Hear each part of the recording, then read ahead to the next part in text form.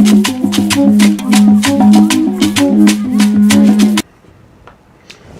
afternoon, good evening from wherever you're logging in around the world. We just want to welcome you today on our program. Today, our program is about Imo State, and the topic is Towards Sustainable Modern Economy and Jobs.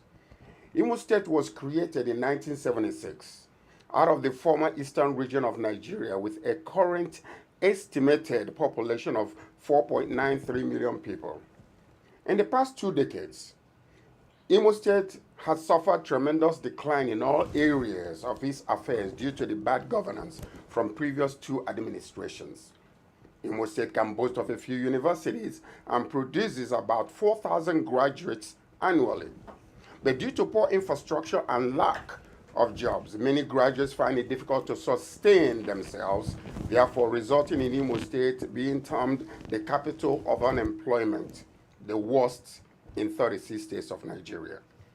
As a result of this joblessness among the youths, we have noticed an increase in kidnapping, insecurity, poverty among the IMOLITES.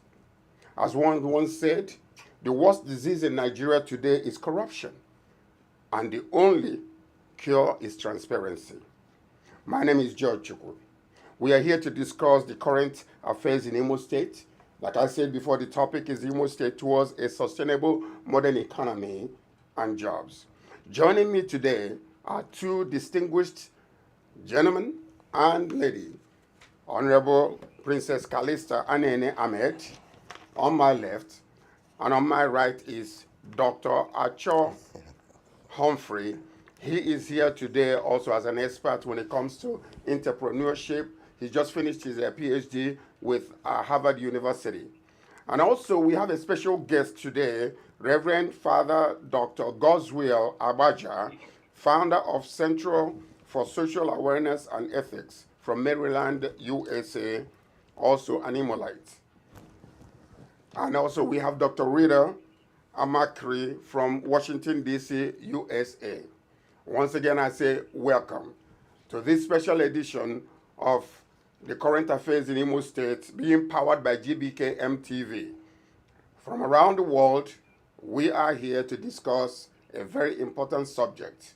And I'm going to start with having Princess Calista to introduce herself and to let you know who she is and what she does and how connected she is in Imo State. Princess Calista, please. Good day, viewers. Good day, my fellow IMOLITES. My name is Princess Ahmed. I am here to join my brothers, my Canadian and American IMOLITES in diaspora, to discuss the situation in Imo State, how we can come in to help the state and help our families, our relations, our youth especially. According to His Excellency, the Governor of Imo State, on the Valentine's Day concert held in Imo State for the youths, he promised to assure them of job creation. According to him, he said the Ada Palm project will provide 35,000 jobs, and the recovered shoe industry will provide 7,500 jobs. The export processing zone that is about to take off will employ about 50,000 youths when activated. So today, me and my brothers and my sister, we are discussing the very key points on how to achieve sustainable jobs that will last a long time because of our children, our undergraduate youths in the area of getting not just jobs, not just creating jobs, but substantial jobs that will give birth to substantial modern economy in Imo State that will last a very long time. Thank you very much. Yes, Dr. Humphrey Acho, would you please introduce yourself? Please don't address me as doctor. I'm just a regular IMOLITE. Acho Humphrey is my name, from a very unique local government called Ngopala. And I'm here to help the state, help the administration that is in charge right now to create meaningful, sustainable, modern jobs for our teaming unemployed. And coming from the angle of an expert on institutional voids and how to fill those voids. And I believe, I pray that the governor will listen and take the roadmap we're going to lay out here today. And I'm also happy to be joined here to be doing this with my brother and my classmate, Father Dr. Goswil Abogwa. That's why I have my pen and paper, because I know I'm going to learn a lot from him today. And I also advise every viewer here all around the world to make sure that they write down. You will learn something today that will transform your life.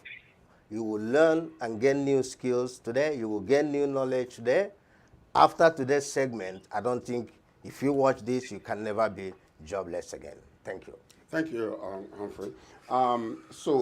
Having I'm an IMOLITE also, and having seen what has been happening in the past 2 decades, we know that the former governor of Eastern Region, and even Mbakwe and then Michael Opara, they laid a very solid foundation to the point that Imo State was actually one of the fastest growing economy in Nigeria, actually in West Africa. So in light of that, and then the current administrations before the current governor, I believe has bastardized a whole lot of things in our state. So I'm bringing our special guest, Dr. Reverend Father Goswil Abaja. Would you please tell us, from what you have observed so far in the past 2 decades, what you believe will be the answer to the ongoing saga in Imo State? Welcome, Dr. Reverend Father Abaja. How do I pronounce that? Abagwa. Abagwa. Yes. Welcome, sir. Thank you. Yeah, thank you so much for pronouncing my name right. That's Godswill Abagwa. I'm a Catholic priest, an ethicist, a socialpreneur, and most importantly to me, a youth animator. I'm the founder of CSAAE, which is a leading social development organization with head office in Owerri, and then technical support from Maryland, USA, and spread across Africa. We have interest in youth empowerment and development, job creation, and also areas of ethics and socio-economic development. So I'm happy to be here today to talk about IMO economy, Nigerian economy, and unemployment, and what we can do to create more jobs for our people. I just came back from Imo State 3 days ago, and I've been around the state, working with young people, exploring job opportunities, and seeing things on the ground. There is a problem. We have a problem in Imo State. There is unemployment. You know that it is now 33% nationwide, and we need to create more jobs. The governor said something about creating more jobs a few weeks ago. The question then is, how do we do that? How do we provide jobs for our youths? How do we, get our young people back to work? Like you just said, those who founded Imo State had a very good roadmap. And I just listened to the introduction you made about the areas that the government would like to go into. If you come to Imo State, there are paths to sustainable green and in-demand jobs that we can go into at this time. Having worked with young people for the past 10 years in Imo State and across Nigeria, there are areas that we need to look into. The first area I want to talk about here is the area of agriculture. Agriculture is a fast-growing area in Imo State. If you come to Imo State, many people are going into agriculture.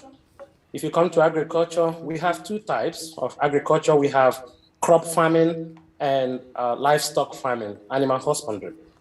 And if you come to Imo State, and as the governor mentioned, talked about other palm and other agricultural areas that he wanted to go into. I agree that we should go into agriculture. But the government has not done much to support IMOLITES in the area of agriculture. Recently, I went to areas like Obosima, I went to Ngokbala side, and I also went to Haji side. You will see a lot of farms that are springing up in those areas. Those farms are owned by IMOLITES in America, in Europe, and all the places. But our experience is that those farms are beginning to fail. They're beginning to crumble because of lack of management, because of lack of support.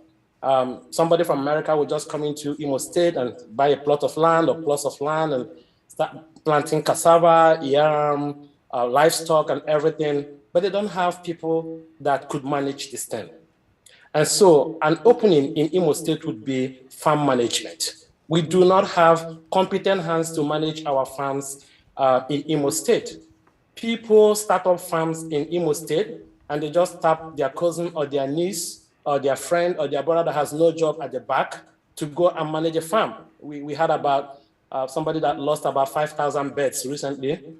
He started a poultry farm and he just called the niece to manage it and the birds all died.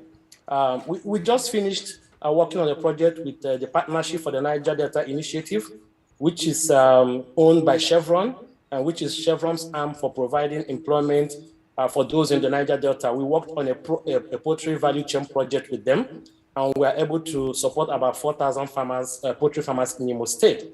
So the Imo State government should look into farming, especially poultry farming. Actually, Imo State can provide poultry, value chain products in poultry to the whole country. Nigeria is still importing poultry products. In fact, if not because of the smuggling of poultry products into the country through Niger, Cameroon, and other parts of the country, we won't have enough poultry, we won't have enough chicken, we won't have enough eggs to eat. So Imo State can invest into poultry, and this is an area our organization has expertise in. In fact, actually, we are negotiating with PIND now again to take up the project for one more year and see if we can support about 8,000 more poultry farmers in Imo State. So agriculture is a very good area, but then we do not have trained young people who can manage our farms, who can go into it. And so we are going into training poultry farmers in Imo State at our center right now so that we can have young people who can become poultry farm managers. Farm manager is a job. We can create over 10,000 farm managers jobs in Imo State if we can get some support from the government. Another area that is fast growing in Imo State is the hospitality industry. Imo State, apart from Lagos and Abuja, Imo State probably has the highest number of hotels in Nigeria. But the Imo State government has not really looked into Imo State as a hospitality area, a place for vacation, a place for holidays. When you come to Imo State on Friday, you can't find a room, even though we have the highest number of hotels. We can't find a room in Imo State. But the hospitality industry in Imo State is a one-sided hospitality industry. We do not have tourist attractions. We do not have places where people can come. Actually, families cannot come to Imo State. For what? Children have no place to come to Imo State to see. So you don't just go into the hotel and spend a weekend there. I'm sure people are coming there. It's only adults, maybe young people who come in and spend the weekend with their girlfriends. But we can tap into the hospitality industry and grow a lot of jobs. For example, the catering industry is untapped. Actually, we started training caterers right now, and our first batch of caterers will be graduating in the next 1 week. And we have many hoteliers in Imo State who are looking for caterers, and there's a lot of value chain in the hospitality industry. And so we want the governor to look into the hospitality industry. We can make Imo State the Las Vegas of Nigeria, and it's possible. Yes, we can do it. And that alone can provide a lot of jobs and opportunities for Imo people. Another area that we must look into is the digital sector. The digital sector.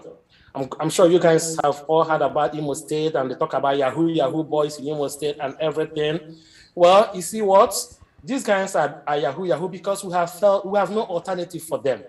The green economy now, the digital economy, the sustainable economy is digital. And if Imo State government can invest in equipping our youth with digital skills, I mean, that could create a lot of jobs for Imo people. Imo youths are very smart on the computer, but nobody is teaching them anything. Look at Imo State. Imo State has about 5 universities around them. just within 10 minutes away from each other. And you're talking about young people. Just a web designer, can make over 400,000 naira every month.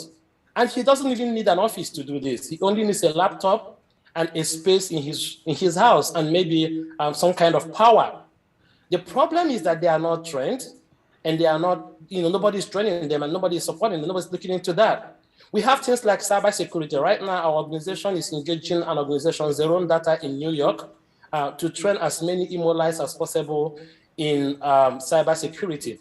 Cybersecurity is a skill. When you have it, you don't need to move to America to work. You don't need to move to UK. You can work for companies in Canada, in America, in UK, from the comfort of your house in Imo State. An average cybersecurity expert earns about $120,000 per annum. And our youths can be earning this kind of money, right from Imo State. They don't need to move. They don't need to go to anywhere. And so the Imo State government has to invest money in digital economy, in digital skills, like digital marketing, like videography, video editing, photography. You can't even imagine how unskilled Imo youths are. Recently, we're trying to hire an accountant that could use Sage. Sage is one of those basic accounting tools that accountants use. And we had over 60 applications and none of them knew how to use it. Simply because they were not taught that. And these kids I'm talking are from Imo State University, Harvard, Futo, and the rest of them. And so we need to go into equipping our IMOLITES with these core skills. I mean, an accountant that knows how to use Sage, begins to earn from 120,000 naira per month. But they don't know how to use this. Since they have a certificate that says I'm an accountant, they don't even know how to use Excel. They don't even know how to use Sage. They don't even know how to use all these things. So we need to go into the digital economy. We need to go into the IT economy. Another area in Imo State that we need to look into is education. People do not know that education is business. If you go to London, UK, that's their main business, right? Everybody's going to UK to study. Imo State is a land of education. We have plenty of universities in Imo State. We have plenty of private schools in Imo State. The Imo State government can invest into education, can support people who are in the private sector when it comes to education, and make Imo State the destination for education, where anybody in Nigeria, in Africa who wants to get good education can come to Imo State. We can have the best of the universities in Imo State. We can have the best of the secondary schools in Imo State. You know that education is something that Nigerians and Africans are crazy about. And I know most of my friends in Europe and America today, they don't want to train their kids in Europe and America, especially in high school. They don't want to send them back to Nigeria. And where are they going to get those schools? They're sending them to Babcock. They're sending them to Covenant University. And our own schools in Imo State are dying. Imo people used to be known as very educated people. Education used to be our thing in Imo State. And I think we can sell education to Nigeria and to the rest of the world. And so these are the 4 areas that, like my sister just said at the beginning of our conversation, that I consider very sustainable. I consider green jobs, green initiatives, and I consider that are quite high in demand at this time in Imo State. The shoe industry that the governor talked about is a good area. But then if you look at the market today, you can see that there are other parts of Nigeria that are very big in shoe. Aba is very big in shoe. Actually, we trained a young lady that now has a shoe company in Aba, and they are doing very well. I'm afraid Imo State might not be able to beat Aba in shoe. So why do you want to go to areas that are already saturated when there are areas that you we can bring back the IMOLITES in our area and give them a center. Well, I think Imo State should allow the shoe industry to try that and focus on other things. Yes. Thank you. Very much. But anyway, let me ask you one vital question that every youth that is listening to you right now, and every grown-up individual that is listening to you right now will ask. With all of these things that we are discussing right now, one major hindrance to every growth that we have in Imo State is insecurity. Can you just give us a little bit of your understanding on how to curb this insecurity in our country, in our Imo State, which is one thing that we know that is stagnating, destroying, bringing fear in people's hearts. How can we, what would be your advice in that area of insecurity? Okay. The one solution to the problem of insecurity in Imo State is jobs. Jobs, jobs, jobs, and more jobs. These young people creating problems and causing insecurity in Imo State are jobless. They don't have jobs. They have nothing to do. And you know how it is said that an idle mind is the devil's workshop. Yeah. If these kids are busy, if they are working, they won't have time, to create problems, to go rob people, to go kidnap, and to do stuff that are not right. The problem is that there are plenty young people in Imo State that are doing nothing.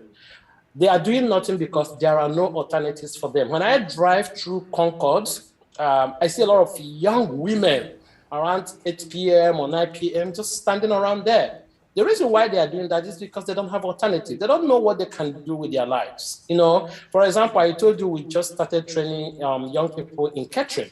And 80% or 90% of our initial participants are ladies. These ladies are students mainly.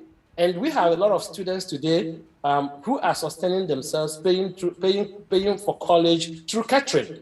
Catering is a very fast rising. It's not just about cooking and having a restaurant. No, catering has gone far away. So the solution to the insecurity in Imo State is jobs.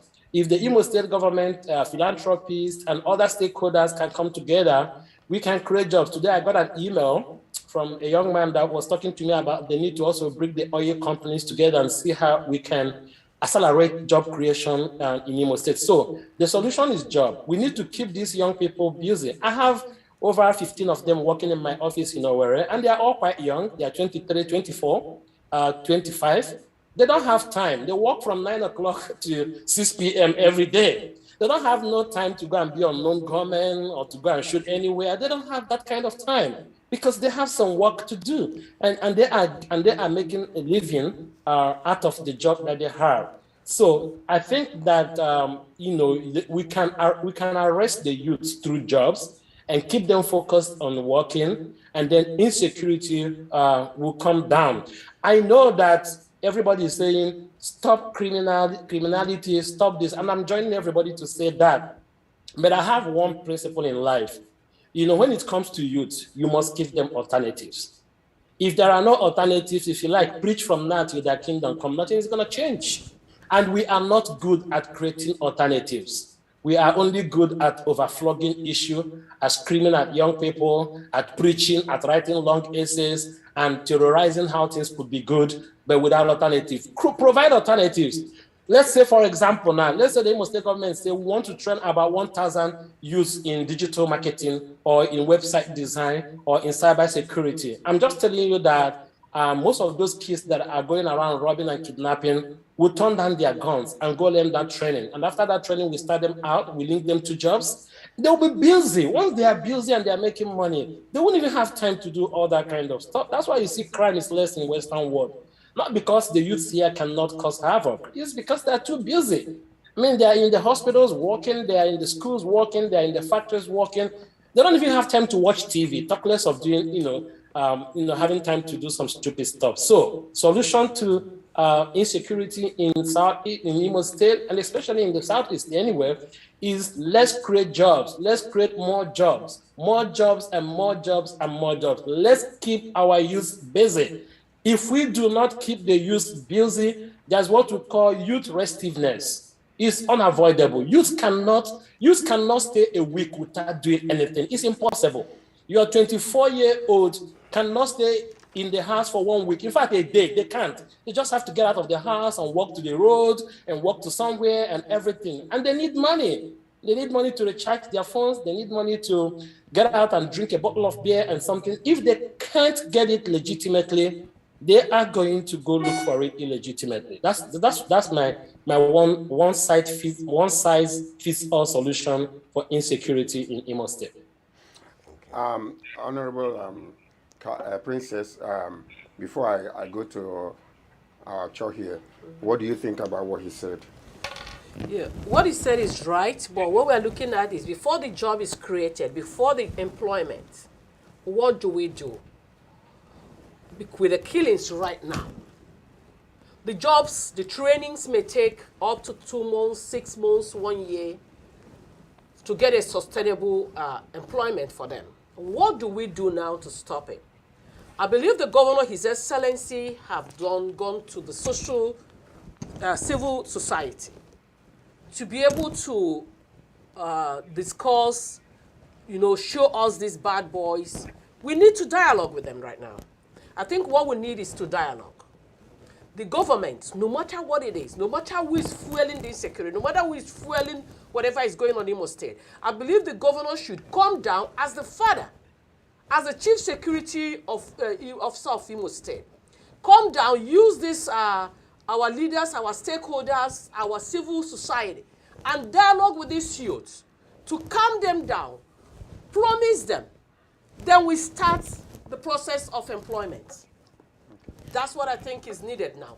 Go back down, dialogue with them. Forget about confrontation. Forget about, you know what, I do this, I match you with security agents and all that. It's not working. We need to dialogue. He needs to come down now, community to community, local government to local government, through this civil society that he has created and inaugurated. Let's meet them and sit on the same level with them and know what they want as a father. And that will earn him their trust. Once they trust you, they will believe in the job creation. If they don't trust you, if you promise them thousands of jobs, they don't want to believe his stories as usual. That's what I feel is important right now, that we follow the steps of job creation. Thank you so very much, Honorable Acho. Oh, I have to take my eyeglasses out. I have to take it out. And because I want, if the governor is going to watch this, I want him to look straight into my eyes. I'm saying this out of love, okay? First of all, I want to tell the governor to stop running kiti-kiti, kata-kata about job creation, youth empowerment. That is analog.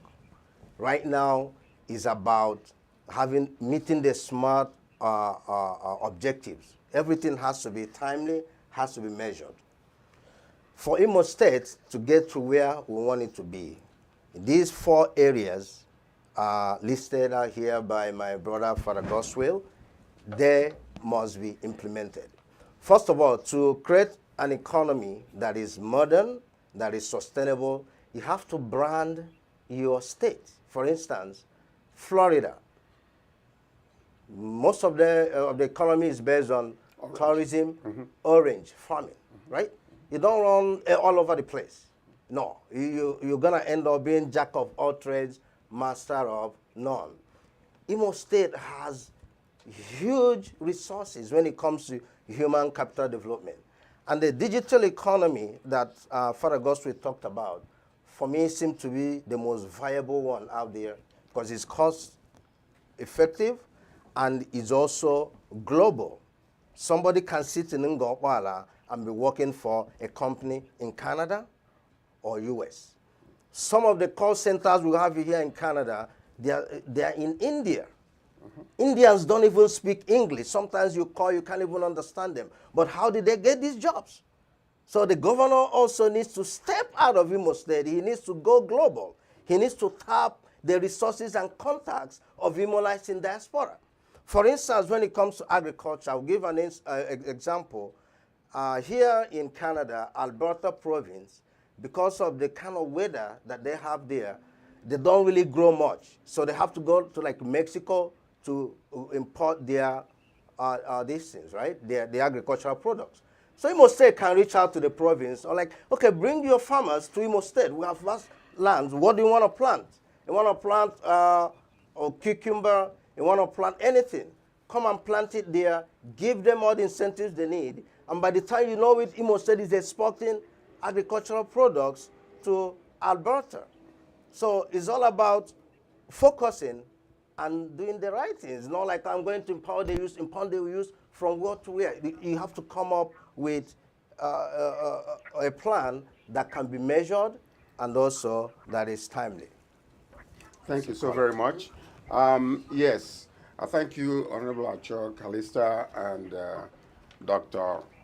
Our doctor from United States of America. I think you're from Maryland, right? Yeah. Okay, so I'm going to be bringing in another honorable guest right now from Washington, D.C., Dr. Rita Macri.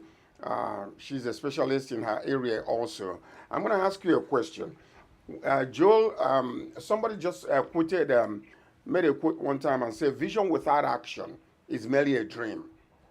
And the action without a vision is just passing the time. But action with a vision can change the world. Ma'am, could you tell us, after listening to everything that you have listened to here tonight, and then also knowing your own knowledge about what's going on in Imo State, what is your addition? Where do you see the hope coming from the government to the people and the people to the government? Welcome, Dr. Rita Amakri. Okay. Thank you very much. Well, in the true sense of it, like I stated, I'm mostly interested in advancing the progress of the youth in Imo State, and like the question was, action, TV without an action. I would like for whatever we are doing to be totally relevant and bring a change in the state of Imo State, especially when I look at the young girls. I come from an area where I am totally an advocate for women. When you look at the young girls who just graduated, loitering around the street, hopelessly with nothing good to do, it bothers me and my heart bleeds for that. Because these are the people that their parents have coughed out some money, trained them in the highest level of education, and when they are graduated, they have nothing, now nowhere to call a place of employment. So I would love to come in to make the change in those areas and to facilitate every means that is available to create more jobs and jobs for those people. Thank you. Okay. What do you think, Honorable Acho? Well, thank you, Dr. Rita, for calling in, for making out the time to be a part of this segment. I think all of us are on the same page, and that page is action has to be taken. So on that, I like solving institutional voids, which we have all identified now for Imo State to grow, to build a modern economy. These voids, there are solutions to filling these voids, and Father Goswell has a solution to that. His center in Imo State can do a lot for the state. So the government should look for a way to partner with his organization. And here about the education economy, I also want to make it known that we have a plan right now that we can have at least 200 IMOLITES come to Canada to study every year. So I will be taking that up with Princess and see how we can get the governor or the government to give us the enabling environment. And this is at no cost to the government. That's why it's very wonderful. Wow, that's amazing. That is amazing. All right, ladies and gentlemen around the world, you have heard the experts discuss this situation, the current affairs in Imo State, and how we can be able to create a sustainable job and economy that can help our youths and help those that are in need. So we're opening up right now for calls to come in. And if you look at the app, you will see the call. You can call at 647 plus 1647 913 4256. I repeat, plus 1647 913 4256. We are waiting for your call. We have the experts around that can answer any question that you have, any concerns that you have, any addition or comment that you want to make regarding the program here today. Thank you. So can I? Yes, while we wait for the questions, I think I can say a few more things about. Yes, sir. I want to respond to my sister that's was worried about insecurity in Imo State. I just want to also be very clear that yes, there is insecurity, but it's not as bad as we see it from the Western world. I'm here, I'm in America, and I work here, and I shuttle between Nigeria and America. And I was in Imo State for 3 months. Yeah, I was there. And yeah, there's a little bit of insecurity, but not everywhere in Imo State. And if you're there on the ground, we just moved around. We didn't all die. And people are still moving around. I know things are a little bit overhyped here in Europe and America, in Canada. So I just want us to also know that, yes, there's insecurity, but not as bad as things moving, life moving on, and we're doing our own things. And the insecurity in Imo State too, I think it's not just young people just doing things and trying to be rough.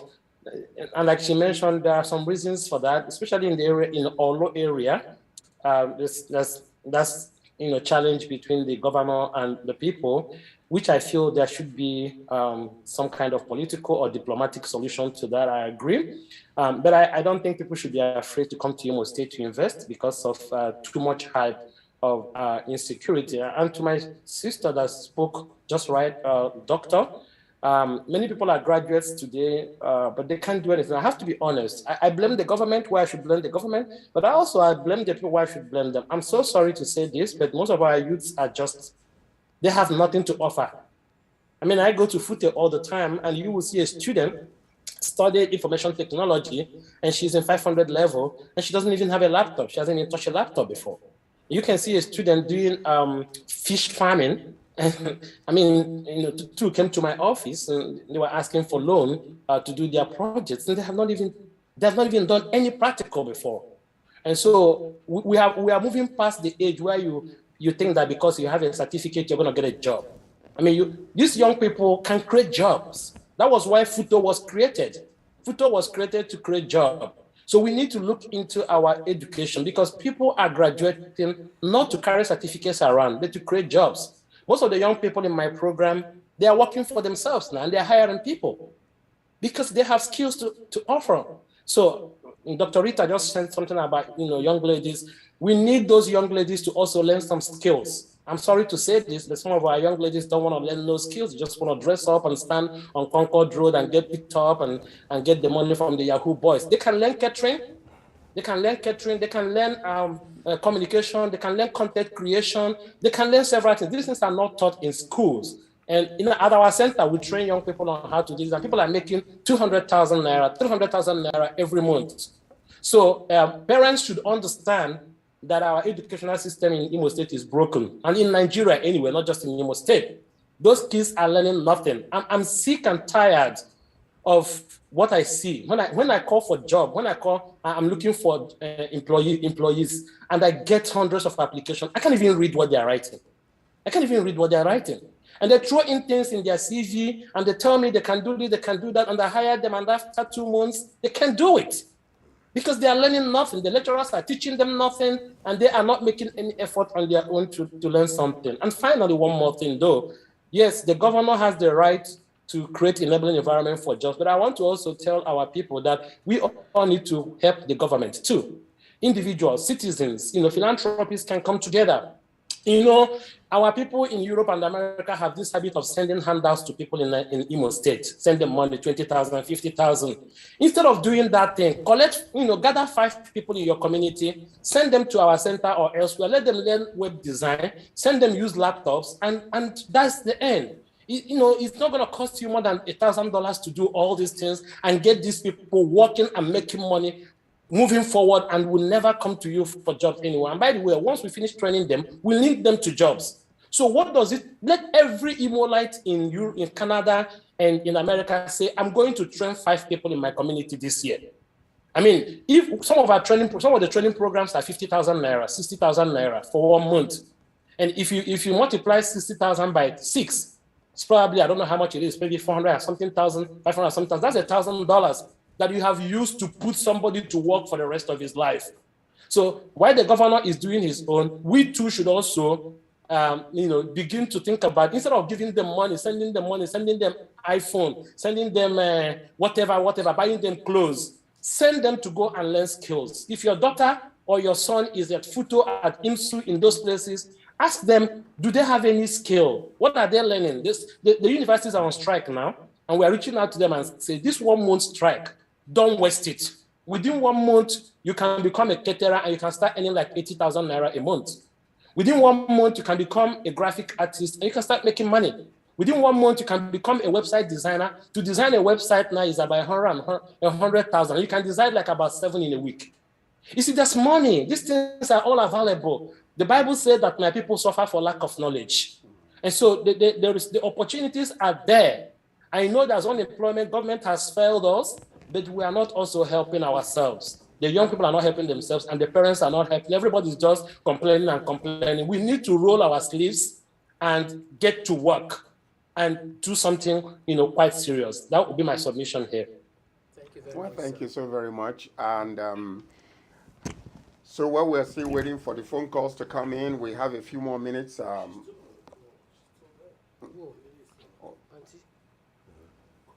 Okay. So go ahead. Can I interject what I heard? Yes, go ahead. Yes, this is Dr. Rita again. Yeah, you spoke very well. All those things that you proposed could be made available, but there has to be some sort of reorientation. Some people are not aware of what you just described, having skills and doing X, Y, Z. They are used to going to school and coming out after the youth corps and get a placement. So what we're saying here is a total different topic for another day, meaning there could be there should be some idea about reorienting these people so they understand that just not going to school just to be a doctor, a lawyer, and all that will fetch you the biggest employment that you're looking for. And that the government is not just the end of it all, that there could be various opportunities where you can at least use to earn your own living instead of loitering around, creating some kind of a little bit of nuisance in the state. So I'm with you on that, but that initiative has to be in place because the people will not wake up to know what you just said. Somebody has to really do some work in the state to bring the attention to that order. Thank you. So anyway, okay, madam, thank you so very much. So would you suggest something like having a periodical seminar where you invite young people, come and educate them and let them know what is really going on and all these opportunities? Would you consider that to be a viable option? Yes, yes. Yes, I do agree with her Sort too. of an outreach program sponsored by the government. They can at least do that, take the burden off their shoulder. Yes, I suggest something like that. Okay. Yes, I agree with her. And the kind of thing you guys are doing today, we need to do it more often. And we need to talk about a lot more other issues. That's what she's trying to say, reorientation. That's how it happens. If this program continues to go on over and over again, and people come to the awareness that they can tune into this program and learn more about new opportunities in Imo State, and learn more about job areas, and learn more about what they don't know about, then things will change. And I'm telling you that things can change pretty quick because I think she's right. Those young people do not know. Knowledge is power. They just don't know. And seminars, yes, conferences, yes, but what you are doing now is a good one, and I don't let this one not be the last. Well, we have heard your echo all the way from Maryland. Thank you so very much. I wanted to say, well, we pray it's not going to be the last. This is the second one we've done. Yes. And I owe it to Princess, right? Yes. She's the one that made it happen. She took the bill and all that. So you can see she's a true IMOLITE, using her own money to make sure that the IMO people get the knowledge that they deserve and that they desire. That's an institutional void being filled there. But there's something that I missed when we're talking about insecurity.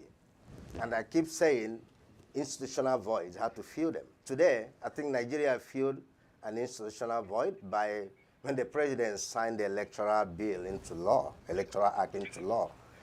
I think with what I read, there's no more room to carry ballot boxes, snatch ballot boxes, when votes are going to be transmitted electronically. So you can see that we are taking out about 30 maybe 3,000 thugs, electoral thugs, off their jobs. They're going to go and get re-skills because there's no more ballot box to carry. So that is how to solve problems. So in Imo State today, I'll implore the governor to reach out to you because I know you can develop a working document on these areas with timeline. And by the time he leaves office, posterity will judge him right when he takes these steps. Yeah, I mean, we're talking about that. Actually, I was with the deputy governor last 2 weeks. I met with him severally to talk about jobs for youths, and we've submitted to him an initial blueprint on how we are going to create more green jobs, more sustainable jobs. So we are still in conversation with the deputy governor. I'm in conversation with the economic advisor to the governor, Professor Kenneth Amechi. He has reached out to me a couple weeks ago, and we have designed something in the area of livestock economy. And he constantly reaches out to me to see what we can do to move Imo State jobs, create jobs in Imo State. So the professor himself is a very intelligent person, and he's somebody that has been very good in the area of sustainability. I hope you bring him to your show one of these days. But yeah, he as soon as he assumed office, he reached out to me, and we are in conversation about what we can do about the livestock economy, the agriculture, the poultry, and all that stuff. And like I said, I'm also talking with the deputy governor and already submitted something to him. He invited me over to his office, and we talked about the digital economy and all that stuff. But government things, I mean, you can talk about all these things. And that's the point. They listen, they get all the information, and they don't act. So, but from what you say, it does seem that this government is a listening government, right? Yeah. I mean, the chairman of APC invited me to talk to the party members sometime in January, and on how to lead. And I was very happy to come, neutral, not as a party member, just as a concerned citizen. And we're able to, we had a 2-day conference with them where we taught them on how to lead, and we talked about jobs and youths and everything. So I think they are reaching out to people they think that can help. I'm yet to speak with the governor himself, but I hear that they send everything to him, and he knows about some of the things we are doing yet. But we hope that they can reach out to more people. There are quite a few more people too in Imo State that are doing great things. So I think that we need to all come together and work as a team to liberate Imo State from poverty and to get our youth working and to restore the dignity and the peace that we used to have in Imo State. It's doable, and honestly speaking, there are a lot of potentials in Imo State. And I'm so proud of my state, Imo State. It's a beautiful state. It's so nice. It's like a family, so closely knit. And whatever we put our hands into, we can do it. People in diaspora need to come and help. So I used to criticize a lot before, but at some point I said, you know what? I just have to go there. I just have to do it. I just have to roll my sleeves and see what little I can do. And we're doing our best. And thank you for bringing me on board to talk about this. All right. What a pleasure. What a pleasure. Thank you so very much. And also I want to thank Honorable Dr. Rita Amakri for coming in to contribute to this show. We're actually still waiting for any calls, one call that might come in. Do we have any calls yet? If not, then... So anyway, I just want to thank everybody that have logged in with us here today. This show also will be aired on YouTube and it's on Facebook. So please, if you didn't have opportunity to watch us today, you can actually download the app, GBKM TV, from your app store, and you can get to watch our programs. So thank you so very much. Thank you, Honorable Acho and then Honorable Princess Calista. Before I go, I want to encourage all of us here in IMOLITES in diaspora. So please talk to our families again back home to please get their PVCs so that they're able to vote in the forthcoming election. This is election year, party primaries, and 2023 is a pro-election year. So we all need to encourage, if you are here, and you can register online. The registration is still on till March 22nd. You can register online. And if by any chance you are in Nigeria, in Imo State, before the 22nd of March, you can go to any nearby INEC office and be captured so that you can vote. Your votes counts. We should all be ready to continue the good job we're doing. Well, as of today, with the Electoral Act that was signed into law, I think our votes will be counted. Our but votes before, will be counted. no way, no. So those with voter apathy, put it aside, go get your PVC. This is the time to show that you have power. Power belongs to the people. That's right. Go get your PVCs. Now I will vote. Now, our performing governor of Imo State, I want to thank you very much. I want to thank our performing governor of Imo State, His Excellency, distinguished Senator Hope Uzodimma. We want to thank you very much for moving Imo State to greatness. We want to thank you very much for the assurance, for assuring our youth, for giving them hope again, that yes, the best is coming.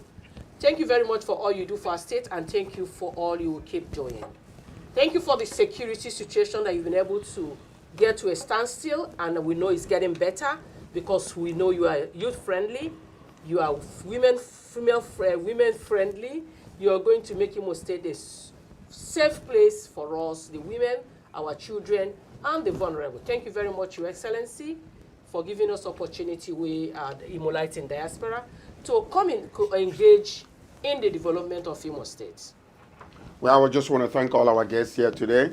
So I want to thank you for logging in with us and watching this show. In case, like I said before, get the app, go to YouTube. You can watch this show. If you still have contributions, we're going to be announcing the next show that we are going to have shortly. We'll let everybody know. And the topic of the show is going to be coming out on to you so that you will be able to contribute or possibly, see the hope that is with the hope of the governor in Imo State, the changes that are taking place. We want to thank everybody for logging in. We want to say good night now and good afternoon, everybody, depending on where you're logging in. Thank you. Thank you, Reverend Father. Thank you, everybody. So remember, this is or call the toll-free line at +1 866 448 7892. The Sia Spot. You built it, now use it. Vous l'avez construit, utilisez-le. Canada's #1 African bar.